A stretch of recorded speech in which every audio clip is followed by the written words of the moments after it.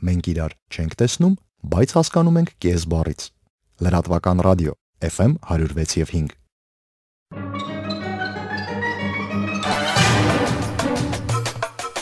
Ռադիոն Թունիչի FM 106.5 հաճախության վրա լրատվական ռադիոյի եթերում իր աշխատանքն է սկսում Թարմ ուղեղով հաղորդաշարը։ Տաղավարում աշխատում է Հայկու Հիմինասյանը, իսկ հաղորդաշարի մեր այսօրվա Թարմ ուղեղը հաշվապատգամավոր Գուրգեն Արսենյանն է։ Բարի օր, պարոն Արսենյան։ Բարի օր, շնորհակալություն հրավերի համար։ Խոսենք ցեղասպանության, պահանջատիրության թեմայից, բայց անմոռուկից անդին, այսինքն քննարկենք լուրջ հարցեր։ Հայոց պահանջատիրության հետ կապված երկու, այսպես կարծես ճամբարի են բաժանվել։ Մարդիկ, ովքեր շատ սիրում են Հայաստանը ամենայն անկեղծությամբ եւ ովքեր գտնում են, որ մինչեւ մենք չունենանք հզոր տնտեսություն, որևէ խոսակցություն Թուրքիայի հետ, պահանջատիրության հետ, հողերի հետ կապված չի կարող լինել եւ գտնում են, որ այժմ պահանջատիրությունը մի կողմ թողնած պետք է փորձենք վայելավել հայ-թուրքական հարաբերությունները։ Այս դեպքում ինչով է տարբերվելու այսպես հայկական ձևակերպումը թուրքական ձևակերպումից։ Շատ հաճախ լսում ենք, ասում են Սփյուռքի հարցն է պահանջատիրությունը, Հայաստանի Հանրապետությունը այդտեղ որևէ բան չունի անելու։ Հայաստանի Հանրապետությունը պիտի բարելավի իր հարաբերություններ Թուրքիայի հետ, բայց կարծես նույն բանը նաև Թուրքիան է ասում, որ ասում է այո, ով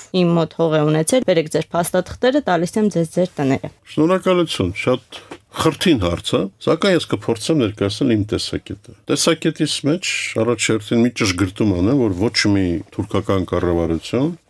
երբեք չի օգտագործել այդպիսի տերմին, ինչպիսին Արևմտյան Հայաստանն է։ Իրանք օգտագործում են Արևելյան Անատոլիա տերմինը, որտեղ իրանք այդպես են տեսնում։ Այդ մենք ենք ասում Արևմտյան Հայաստան, Արևելյան Հայաստան, մեր ձևակերպումների շրջանակում։ Հիմա ինչը վերաբերում է հայ-թուրքական հարաբերություններին։ Հայ-թուրքական հարաբերությունները տարածաշրջանում ձևավորվել են 11-րդ դարից սկսված։ Հայ-թուրքական հարաբերություններ հայկական լեռնաշխարհում բարձրավանդակում առաջացել են այն պահից, երբ որ մեր բնիկ հայրենիքի տարածքում հայտնվեցին օրղուզական ցեղերը եւ 1040 թվականի կողմերը առաջի անգամ հայտնվեցին եւ հիմնավորվեցին արդեն այս տարածաշրջանում։ Էական ազդեցություն ունեցավ տեղի ունեցած պատերազմի ժամանակ թուրք-բյուզանդական պատերազմի ճակատամարտերից մեկը, որը որ թուրքական կողմից ղեկավարում էր Արփ Արսլանը, Մանասկերտի ճակատամարտը այսպես կոչված, որը որ ավարտվեց թուրքերի հաղթանակով, բյուզանդական կայսրի նաև գերավարությամբ, եւ որից հետո այդ էթնոսը արդեն մշտական բնակություն հաստատեց Հայաստանի, այսպես հայկական բարձրավանդակում, որի մի մասը բյուզանդական տարածքներ են, մի մասը Պարսկաստանի ազդեցության տակ տարածքներ, հայտնվեց այդ էթնոսը, այդ հարաբերությունները ժամանակվանից սկսած զարգանում են։ Հարաբերությունները կտրուկ պիկի հասավ այդ անցած դարի սկզբին, երբ որ տեղի ունեցավ հայկական ցեղասպանությունը, որը որ մենք ենք այդպես ձևակերպում, իսկ որը որ թուրքական, պատմական ու քաղաքական շրջանակներում ձևակերպած է որպես բնակչության տարհանում, տեղահանում, պատերազմական ժամանակահատվածում, պատերազմական ռազմաճակատային գծից այնքով, որի հետևանքով մեր էթնոսը 1.5 միլիոնի չափ մեր հաշվարկներով մեր ներկայացված գնահատականներով պակասեց մեր քանակը եւ նաեւ հայաթափվեց այդ մշտական մեր բնակության վայրերը։ Դա մեր բնակության բնական տարածքներն են, որտեղ որ մենք ու մեր նախնիները ապրել են մի քանի հազար տարի, 2000 տարուց ոչ պակաս։ Հայաթափվեցին, չմնաց այնտեղ հայ, մեր էթնոսը տեղից վերացրեցին։ Հիմա մեր վրթովմունքը հասկանալի է, մենք ասում ենք եւ ներկայացնում ենք մեր պահանջները Թուրքիայի պետությանը, սակայն պետք է հասկանալ, որ դիրքերից ենք մենք ներկայացնում, որտեվ երբ որ մենք ներկայացնում ենք մեր պահանջները որպես ամերիկահայ համայնք, այսինքն դա գաղութ է, Սփյուռքի, որը սփյուռքահայության է, մի գաղթօջախ է, երբ որ ներկայացնում ենք պահանջները Թուրքիայի պետությանը, Ամերիկայի պետությունը չի միանում այդ պահանջներին որպես պահանջատեր իր քաղաքացիների մի մասի նկատմամբ իրականացված հանցագործությունների։ Հայաստանի Հանրապետության դեպքում այլ է, մենք պետություն ենք, որը որ Հայաստանի եւ հայերի հավաքական շահերն է ներկայացնում, համ երկրի, համ էլ այդ երկրի բնակիչների։ Շատ նուրբ ու երկակի վիճակ է տեղ ստացվում, որովհետև իմ խորին համոզմունքն է, որ հայկական պետությունը եւ պետական այրերը պետք է առաջնորդվեն պետական շահերով։ Եվ միշտ չի, որ պետական շահերը եւ ազգային շահերը, այսպես կոչված, իրար հետ համատեղ քայլում են եւ իրար օժանդակում են։ Որպես կանոն, ազգային շահերը եւ հատկապես ազգային շահերը, որը որ ժամանակագրական նաև բնույթ ունի, որը որ ձևակերպումա տարբեր ժամանակներում տեղի ունեցած տարբեր իրադարձությունների վերաբերյալ ժամանակակից գնահատականով նման է ականապատ դաշտի։ Երբ որ առաջնորդվում ես պետական շահերով ու ոտք ես դնում այդ ազգային շահերի հատվածը, դու մտնում ես ականապատված դաշտ, պետք է անենց անես, որ չտպայթեն այդ ականները, որովհետև հասարակության մեծամասնության համար այնքան էլ հասկանալի չի, որ դու պետական շահերի սպասարկման պարագայում առաջնայինս համարում երկրիդ պետության շահերը ու չգիտես ինչ այդ մարդկանց սրտի թրթիրներին ինչ-որ լարերին կպնում ես ու մարդիկ իրանց համարում են, որ ասենք այ դավաճանեցին, այ մոռացան, այ ներեցին, այլ դա տարբեր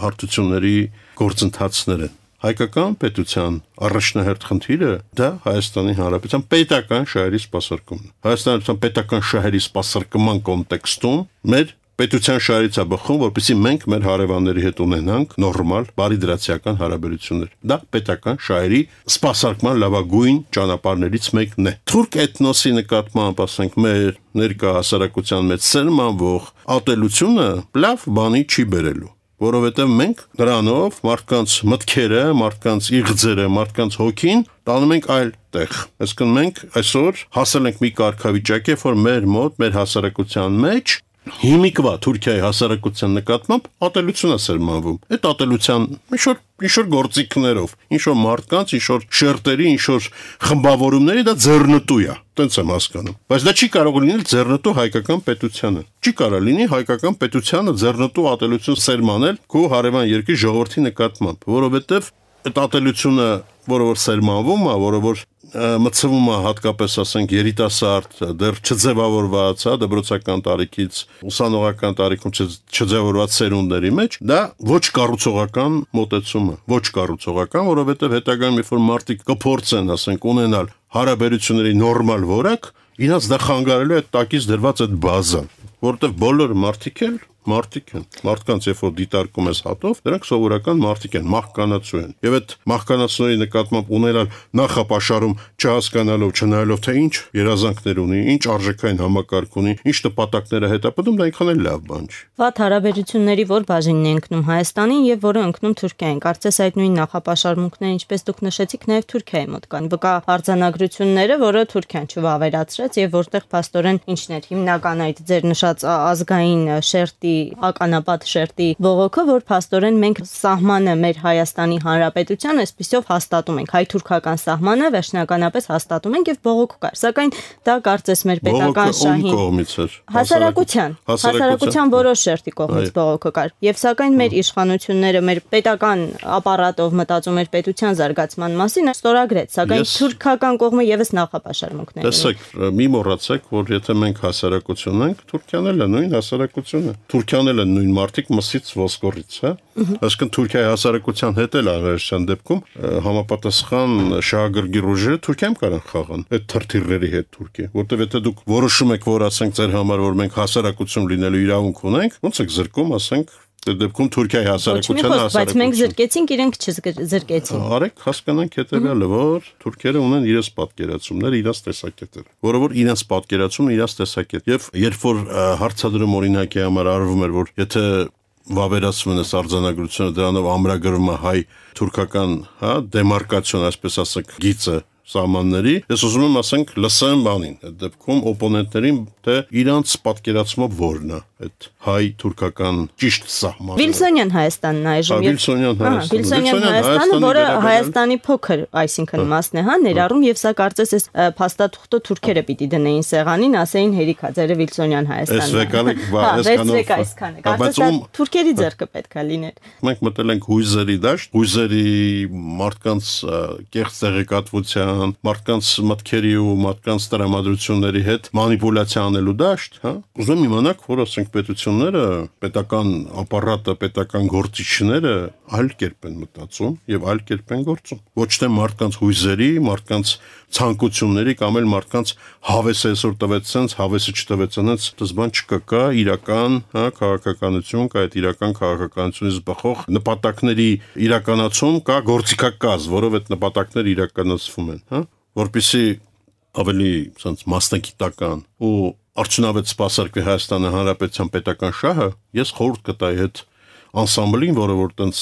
դիրքավորվել է ու տենց դերք։ Այդ դիրքերից տարբեր տեսակի արյաներ է երգում, զբաղվեն իրանց գործով, այդ իրանց գործը չի։ Որի մասին իրանք խոսում, իրանք դրանից բան չեն հասկանում։ Իրանք ընդամենը խոսում են նրա մասին, որ վայ, էսի սենց, վայ այնինց, վայ մեր բանը, մեր վանը, վայ մեր մուշը, արդահանը, վայ Կիլիկյան եւ այլն եւ այլն։ Հայաստանում մարդ չի մնում։ Այն խոսալու ընթացքում Հայաստանի բնակիչները լքում են այս Հայաստան, մեր Հայաստանը։ Այն Հայաստանը, որ կոչվում է Հայաստանի Հանրապետություն։ Այն Հայաստանը, որը որ միջազգայինորեն ճանաչված է այս սահմանների վրա։ Միավորված ազգերի կազմակերպության լիիրավ անդամ է։ Դիվանագիտական հարաբերություններ ունի, չգիտեմ քանի երկրի հետ, երևի շատ երկրների հետ, 150 կամ 160 ավել երկրների հետ։ Այդ Հայաստանը թողած, այդ Հայաստանի դարդերն ու խնդիրները թողած, այսօրվա խնդիրները թողած, այսօրվա ինֆեկցիան ու համաճարակը թողած, որի դեմ պետքա պայքարել, աղքատությունն ու անգործությունը աշկաթող արած, իրանք խոսում են այլ մի բանի մասին, որը հերրու է, որը որ թեորետիկ է, որը ոչ նյութական է։ Ես դրան կողմնակից չեմ։ Ես այդ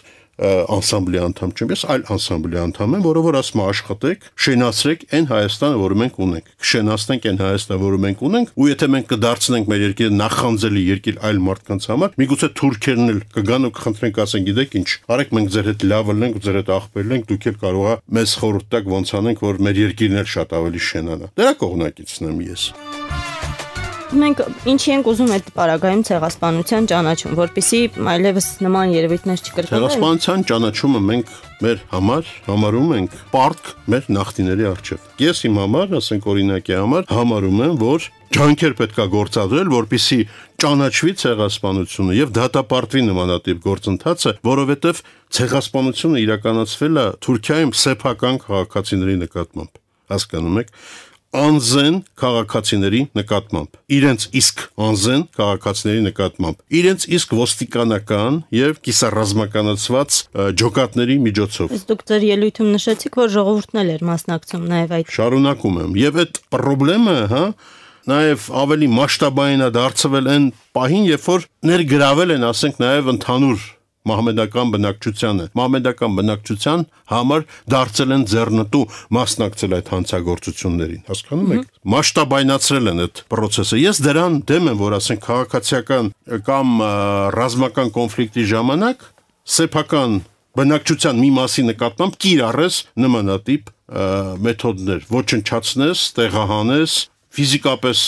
բնաջնջես, ինչ հիմնավորումներից ելնելով։ Ես չեմ ընդունում տենց հիմնավորում, որը որ կարա թույլ տա ինձ ընդունելը, որ կարելի է ոչնչացնել բնակչության մի մասին, անզեն բնակչության մի մասին, բացատրելով, որ այդ սրա համար է արված։ Ես դրան դեմ եմ, այդ դրա համար եմ ասում պետք է ճանաչվի եւ դատապարտվի, որpիսի մենք ասենք, որ մենք այդ մեթոդները չենք ընդունում։ Այդ մեթոդներով չի կարելի քայլել առաջ։ Մարդկանց համար չի։ Ես հայ եմ, հայ լինելուց բացի նաև մարդ եմ։ Ես ոչ որպես հայ եւ ոչ որպես մարդ չեմ ընդունում այդ մեթոդը, երբ որ ոչնչացնես քո բնակչության, խաղաղ բնակչության ի հատվածին։ Առավել եւս, եթե ասենք այդ հատվածի դավանական, դավանաբանական նկարտումը կամ դավանաբանական կամ հավատքային ման ունես, տարբերություն ունես, ձևակերպումը լավ չկարողացա տամ։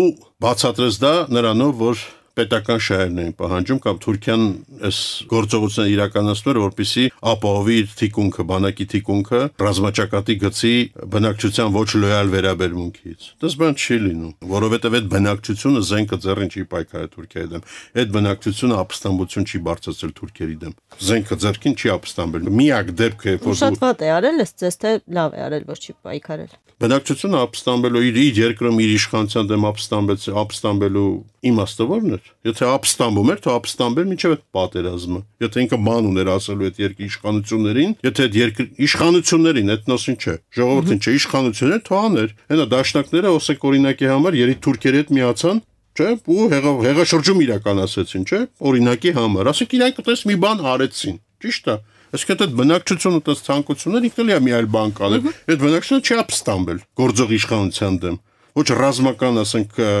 ընդունված որոշումների դեմ, ոչ բոյկոտ է արել այդ ռազմական որոշումները, չէ, դες բան չի եղել։ Այ ասածը sense դա է, որ այդ դեպքում չպետք է դու խաղաղ բնակչությանը դնես ոչնչացնես մենակ նրա համար, որ ասենք այլ հավատ ունեն, քրիստոնյան եւ ոչ թե մահմեդական եւ ասենք քու հակառակորդը, որի հետ դու պատերազմի մեջ ես, ինքն էլ է քրիստոնյա, դա չի լինում։ իմ կարծիքով։ Պարոն Արսենյան, ինչով է տարբերվում հրեական հոլոքոստը, հրեական պահանջատիրությունը հայկական ցեղասպանությունից եւ հայկական պահանջատիրությունից։ Այն տարբերություն, որ մենք այսպես ձևակերպենք, հայրենազրկում տերմին գոյություն ունի։ Դուք հաղորդման առաջին հատվածում նշեցիք, որ սա մեր կենսագործունեության տարածքն է 2000 տարի։ Հայրենազրկում բանն է, մեր բնական արյանը, այսպես։ Բացի տնտեսական բաղադրիչից ցեղասպանության, որը տարբեր արտասահմանյան գիտնականների հաշվարկով միլիոնների է հասնում, մենք հայրենազրկում ունեցանք։ Այս պարագայում որևէ ձևով որևէ պահանջատիրություն չներկայացնել եւ ի հակակշիռ հրեաների հոլոքոստը։ Ես ուզում եմ հասկանամ, ինչ պահանջատիրություն մենք պետք է ներկայացնենք, ում 100 տարի հետո մենք պահանջատիրություն ենք ներկայացնում ում թորներին թուրքական պետությանը Օսմանյան կայսրությանը որ մեկին այս խնդիրը ստեղ սկսում է բանանել են որ ասում է ռուսերենից է բուքսավատ այս հարցը սկսում է այդտեղ բուքսավատ անել որտեղ երբ որ հարցը դնում ես ասում ես հասարակական հարց է սա իրենք ցեղասպանության հետևանքների սպառողն են պարոն Արսենյան ինչ են հետևանքների սպառողն են նմանատիպ ձևակերպները Հայաստանի պետությանը կտանեն փորձանքի վերջում նմանատիպ ձևակերպումները վերջում դառնում են ճոխկենաց, որի հետևանքով երկիրն ու բնակչությունը ստանում է սարսափելի հարվածներ։ Հարցը հետևյալն է, երբ որ մենք Հայաստանի Հանրապետության անկախ պետություն որպես հռչակում ենք, մենք մեր հռչակելու պահին, մենք հայտարարել ենք, թե մենք ինչին ենք հետամուտ լինելու։ Ճիշտ է, մենք Թուրքիայի նկատմամբ մեր պետություն հռչակելուց տարածքային պահանջներ չենք դրել։ Մենք ասել ենք հետամուտ ենք լինելու ցեղասպանության միջազգային ճանաչմանը։ Որովհետև մենք շատ լավ հասկանում ենք, որ այն կենացը, որի մասին քիչ առաջ ասում է, դա կարող լինի հայկական պետության վերջը, պարզապես։ Եթե մենք գնենք այդ խելահեղ ճանապարհով, որ հիմա Թուրքիան ասեն, գիտեք ինչը, մի հատ հələ կալկուլյատորը վերցրեք, հաշվեք, տեսեք դուք ինչ եք շահ, ինչ եք շահը, եւ բան արեք, որոշեք հայկական պետությանը, հայ ժողովրդին, հայ ժողովրդին թե հայկականը փոխհատուցել։ Որտեղ փոխհատուցման մասին պետք է խոսան այն մարդիկ, ովքեր որ ժառանգներն են, այն մարդկանց, ովքեր որ հատ դուժել են։ Հատ ժառանգներն են այն մարդկանց, ովքեր որ ցեղասպանության process-ի ընթացքում տուժել են, զոհվել են, տեղահանվել են, կորցրել են ունեցվածքը, ունեզրկվել են եւ այլն, իրան ժառանգները հատ, որտեղ իրավական գործընթացները հատով է։ Կոնկրետ գործունեության հետևանքով, գործընթացի հետևանքով։ Համեմատական եք անցկացնում հրեաների հոլոքոստի հետ։ Ուրեմն հրեական հոլոքոստի արդյունքը, կապիտալիզացիայի ենթարկվեց մի պարզ պատճառով, որ հաղթող պետությունները կարողացան հասնել նրան, որ Նյուրնբերգում տեղի ունեցող դատավարության ընթացքում դատապարտվեց նացիզմը որպես երևույթ։ Եվ այդ մարդացած երևույթի դատապարտման հետևանքներից մեկը հրեա ժողովրդի նկատմամբ իրականացված ոչնչացման քաղաքականություններ, որ մարդուն ոչնչացնում են հենց մենակ նրա համար, որ ինքը հրեա է։ Հայերին մենակ չեն ոչնչացնում, որ ինքը հայ է։ Ոչնչացնում են նաև նրա համար, որ ինքը քրիստոնյա է։ Տարբերությունը։ Հրեաներին ոչնչացնում են հենց նրա համար, որ իրանք հրեա են։ Խնդիրներ այնտեղից է հրեաներին ոչնչացնել, ոչ թե ողջ աշխարհի, տարբերություն Թուրքիայի, Գերմանիայից, ոչ գիտեմ, Անգլիայից եւ այլն եւ այլն։ Ուզում իմանաք հետեւյալը, հրեաների նկատմամբ առաջին մասսայական բռնությունը որպես այդպեսին տեղի ունեցել 1492 թվականին Իսպանիայում, երբ որ մոտավորապես 700,000 հրեա իսպանական կառավարիչների Իզաբելայի Ֆերդինանդի հրամանով որոշմամբ ու նաև ասենք եկեղեցու մասնակցությամբ արտաքսվեցին Իսպանիայի թերակղզուց, Իսպանիա պետությունից արտաքսվեցին։ Առաջի հրեաների նկատմամբ ասենք տեղի ունեցող խոշորածավալ խտրական գործունեությունը։ Եվ դա էլ բերեցի միջալոց նրան, որ այդ արտաքսված տեղահանված մարդիկ կարանք ասենք, չէ՞ որ հայրենազրկվեցին այդ մարդիկ։ Այդ պահին Իսպանիայից, որտեղ որ ասենք իրանք կարային համարեն, որ իրանք չէ, իրանք բնական գործունեության արյան չէր, բայց եւ իրանք տարածվեցին նաեւ այդ բանի հետևանքով հայտնվեցին մեծ ծավալով հրեաներ հայտնվեցին Լեհաստանում, Օսմանյան Թուրքիայում, Հայաստանի, այն պատմական Հայաստանի տարածքներում եւ այլն, Հունաստանում։ Այսինքն այդ առաջի անգամը չէր հրեաների նկատմամբ նմանատիպ գործողությունների։ Սակայն արտաքսեցին ֆաշիստական Գերմանիան ոչնչացնում էր մարդկանց, պարզապես ոչնչացնում, կոնվեյերով։ Սպանում էր, որտեղ այդ մարդը հրեա։ Հիմա այդ ճանաչումից հետո հրեական համաշխարհային համայնքը կարողացավ իր մեջ գտնի այն ներուժը, որ մինչև այսօր փոխհատուցում է ստանում Գերմանիայից եւ գերմանացիք այդ փոխհատուցումը վճարում են, գիտեք ինչու, որտեղ իրանք դատապարտել են Գերմանիայի ժողովուրդը դատապարտել են նացիզմին, ինքը ասել է, որ մեր ժողովրդի այս հատվածում, մեր պատմության այս հատվածում մենք թույլ ենք տվել այսպիսի քաղցկեղ ու դրա հետևանքով մենք պատրաստ ենք փոխհատուցել են մարդկանց, ովքեր այդ քաղցկեղի արկայության պայմաններում տուժել են ֆիզիկապես, ոչնչացել են։ Բայց այդ process-ն էլ է նույնպես գնացել հատով։ Վերջին հարցն եմ ուզում տալ, հայ-թուրքական հարաբերությունները տեղից էլ վատ պետք չի ավելի սրել։ Մինչև ուր կարող են վատանալ հայ-թուրքական հարաբերությունները։ Այ դուք վերջնագետը թուրքական դիտանկյունից ո՞րն եք տեսնում։ Պատերազմը, ցանկացած դիվանագիտական հարաբերությունների վատ տարագույն դրսևորումը, դա պատերազմն է։ Մենք խելագար չենք հիմա գնանք ասենք հասնենք նա Թուրքիայի հետ պատերազմի ինչի համար, որովհետև մենք հիմա այդ վատ տարագույնից մի քայլ հետ ենք ընդամենը։ Չէ՞ որ բլոկադա է հայ-թուրքական սահմանի։ Այսինքն ինչ է դա նշանակում բլոկադան, ասենք, դա նշանակում որ ես քո հետ ոչ դիվանագիտական հարաբերություն ունեմ, ոչ էլ տնտեսական, տերիտորիալ, տրանսպորտային, տուրիստ չունենք այդ հարաբերություն։ Ողջ սահմանով էլ փակ է քո սահմանը, այսինքն մենք իրար հետ չենք հաղորդակցվում։ Ճիշտ է, եթե չենք հաղորդակցվում, դա նշանակում է որ մենք իրար բարեկամ չենք։ Սկսենք դրանից։ Եվ որպես հարևան, ասենք, հարևան երկրներ մենք գտնվում ենք շատ տարօրինակ բանվիճակում, էլի, տարօրինակ ռեժիմում, որը թելադրվում է կարծես Թուրքիայի կողմից, որտեղ հայկական կողմը ազգային ականապատ շերտի համար ցավալի է, բայց կարծես ոչ պահանջատիրություն է ներկայացնում, ոչ իմանաս հետևյալը, որ ասենք թուրքերն են մեղավոր։ Հիմա թուրքերի տեսանկյունից, ես չեմ թուրքերի advocate չեմ, էլի, բայց ես ասենք հիմա թե թուրքերի տեսանկյունից նայեմ, ասենք հայկական պետության գործողությունները, հայկական սփյուռքի գործողությունները տարբեր ռեակցիա կտամ, չէ՞։ Հայաստանը պետություն է, որի հետ ինչ-որ փոխհարաբերություն է, հայկական սփյուռքի գործողությունները անցա որ ամեն օր ինչ-որ միտեղ մի հատ միջոցառում, ինչ-որ միտեղ մի հատ բան ճանաչեցին, ինչ-որ միտեղ անտատ թուրքական, ասենց ասեմ, իրանց պատկերացած, թուրքական շահերի ծավալի վրա ամենտեղ ինչ-որ միտեղ հարցակում, միտեղ լավ են կանում, դա սփյուռքի գործն է, ճիշտ է, պետք է անի։ Անընդհատ պետք է դա անի, բայց մի հատ ենք թուրքերի տեսանկյունից նայելով, հա։ Դա մեր գործն է, մենք այդ մասով անում ենք, հա, բայց թուրքերի տեսանկյունից նայելով չի նայում, որ ասենք որևէ մեկը բան ունի, էլի, ասենք հարաբերությունները կարգավորելու ցանկություն ունի, ուզում է որ ասենք ինչ որ այդ խրթին հարցերի վերաբերյալ ընդհանուր մի հատ գնահատականներ հնչի, մի հատ իրար հետ նայեն, ասենք ինչ որ փորձեն մի հատ պրիզմա գտնեն, որի մեջից եւ հայերը եւ թուրքերը նույն տեղից կնայեն, որտեղ արձանագրությունները դա չէ, առանց նախապայմանների հարաբերությունները։ Էլ ինչ պիտի հայերը։ Այո, պիտի մեր պետությունը արձանագրությունները կարգել են ձեր հետ կապված։ Բայց արձանագրությունների, ասենց ասեմ, ստորագրուն հետևած իրադարձությունները, հատկապես հայկական սփյուռքի կողմից մասսայական միտինգները, բողոքի ցույցերն ու բաները, բայց էլ մի դրամ է խոսացեք։ Հա, բայց պետականություն Թուրքիայում էլ չէ իրանց շահագրգիռ կողմերը կային, որոնք այնտեղ սկսեցին խփել իշխանությանը, կառավարությանը, ասել ես ինչ եք անում, այսինքն ամեն տեղը կա իր, ասած ասեմ, ջրում ձուկ բռնողների խմբերը։ Հիմա մենք պետք է պարզապես հասկանանք պետական շահ, Հայաստանի պետական շահ, վերջնականապես ինչ է պահանջում։ Վերջնականապես Հայաստանի պետական շահը պահանջում է, որպեսզի մենք կրկնում եմ, բարի դրացիական հարաբերություն ունենանք մեր բոլոր հարևանների հետ։ Բոլոր հարևանների հետ բարի դրացիական հարաբերություն ունենալը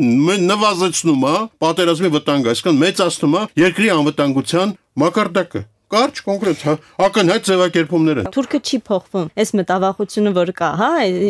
գիտեմ որ ոչ չի, հա, այսպես հասարակական հասարակությունից վերցված հարց է։ Այս ֆոլկլորային հարցը որ թուրքը չի փոխվի, այ դուք նշեցիք խաղաղ բնակիչներին եկան կոտորեցին, ինչ երաշխիք ունեք որ խաղաղ բնակիչներին չեն գալու կրկին։ Բա եթե այդ երաշխիքը չունեք, ինչ եք հիմա գնացել այդ բանի հետ խաղում։ Թուրքի կողքը մենք ենք։ Այդ Լոս Անջելեսի բնակիչը չէ որ ասում թուրքը չի մեկա թուրք Այդ թուրքի կողքը մենք ենք, ուրեմն եթե դուք այդքան բանը հասկանում եք, մենք ենք ես չենք հասկանում այդ բանը, որ ասենք հիմա գնանք բզենք, նրանք վերջում գախտես ինչա կոտրվելու։ Ոչ, Հայաստանի պետության շահերը պահանջում են, պետական շահերը պահանջում են, որպեսզի պետությունը մտածի իր երկրի քաղաքացիների անվտանգությունը ապահովելու մասին։ Երկրի քաղաքացիների անվտանգությունը ապահովելու լավագույն գործիքներից մեկը հարևանների հետ նորմալ բնականon հարաբերություններ ունենալն է, որովհետև պատերազմում ես Պրոբլեմ կարասնես հարևանիդ հետ։ Մենք չենք կարա պրոբլեմ ունենանք Եթովպիայի հետ։ Եթովպիան մեր հարևան չի։ Հերրու է մեզանից, այսինքն մենք կարանք Եթովպիայի հետ լարված հարաբերություններ ունենանք, բայց այդ լարված հարաբերությունը չի ազդի մեր բնակչության առօրյայի վրա, մեր բնակչության անվտանգության գործակցի վրա։ Բայց Թուրքիայի հետ ունենալու պարագայում իհարկե կարանք ունենանք, նույնը Ադրբեջանի հետ պարագան։ Ղարաբաղյան հիմնախնդրի Այս կարգավիճակը, որով մենք ունենք, բերել նրան, որ ամեն օր կրակում են, չէ՞ սահմանին։ Ամեն օր կամ 2 օրը մեկ, 3 օրը մեկ մենք տեղեկանում ենք, որ նրանք դիվերսիացրեցին մեր դիրքերի վրա, մենք արժանի պատասխանը տվեցինք, բայց խաղաղ չի, չէ՞ սահմանը։ Լարված է այդ սահմանը։ Այսինքն անվտանգության տեսանկյունից, այդտեղ անվտանգության գործակիցը ավելի ցածր է, որովհետև չունենք այդ փոխհարաբերությունը, նորմալ փոխհարաբերությունը հարևանների հետ օրինակն են բերում, որպեսզի հասկանալ։ Հիմա մենք ինչ ենք ուզում, մի հատ էլ նմանատիպ լարվածության գոտի ստեղծենք հայ-թուրքական սահմանով։ Ես դրան դեմ եմ։ Դրան դեմ եմ ու շատ գիտակից մարդ եմ որպես դեմ, էլի, որպես պետական չասեմ, բայց քաղաքական գործիչ որպես է շատ հասկանում եմ դրա հետևանքները ինչ կարող լինի։ Եթե մեր լարվածության մի հատ նոր գոտի ստեղծենք հայ-թուրքական սահման։ Ինչը վերաբերում է Թուրքիայի վախերին, Թուրքիայի վախերը լրիվ այլ են, թուրքական պետության վախերը լրիվ այլ են։ Ու այդ թուրքական պետության վախերի պատվավոր է ցուցակում Հայաստան ու հայ էթնոսի, ասենց ասեմ, պատվավոր տեղը, հա, վերջերում է։ Մենք այն առաջներում չենք, այդ իմացեք։ Դու պետք է իրականությանը գնահատականը տալ ելնելով, ասենց ասեմ, ճիշտ արժեքներից, էլի ճիշտ կշիռներից, ճիշտ կշռակարը ճիշտ տեղը դնել, հասկանալ, որ այս 1 կիլոն 1 կիլո է, ոչ թե ասենք 1 կիլոն դնել ու 8 կիլոյի կշռակարի բան, փորձել ինչ-որ մեկին համոզել, որ 8 կիլոանոց կշռակարա, ոչ, այտենց չի, այտենց չի, որովհետև Թուրքիայի 80 միլիոնանոց բնակչություն ունեցող թուրքական զարթոնք ապրող պետության վախերը լրիվ այլ տեղ են, լրիվ այլ տեղում են։ Թուրքական 4-րդ բանակային կորպուսը մենակ մի հատ 4-րդ նշանակում առաջինը կա, երկրորդը, երրորդը 4-րդ բանակային կորպուսի մարտական հզորությունը ավելի շատ է, քան թե Անդրկովկասում, հա, եղած բոլոր ռազմական միավորների միացյալ հզորությունը, այդ թվում նաև ռուսական։ Մի հատ 4-րդ բանակային կորպուսի մարտական հզորությունը ավելի մեծ, ոնց բացատրեմ ուրիշ բան։ Դե Խորհրդային Միությունն է աշխարհի ամենահզոր երկրներից մեկն էր եւ առանց մի տանկ կրակելու քանդվեց։ Մոստ առանց տանկ կրակելու կրակեց տանկը, բայց Մոսկվայում։ Տանկերը կրակեցին Մոսկվայում։ Տանկերը կրակեցին Մոսկվայում։ Հարգելի ունկնդիրներ, հիշեցնենք դուք լսում եք Թարմ ուղեղով հաղորդաշարը։ Տաղավարում աշխատում էր Հայկո Հիմինասյանը, իսկ հաղորդաշարի մեր այսօրվա Թարմ ուղեղը ԱԺ պատգամավոր Գուրգեն Արսենյանն էր։ Հաջողություն։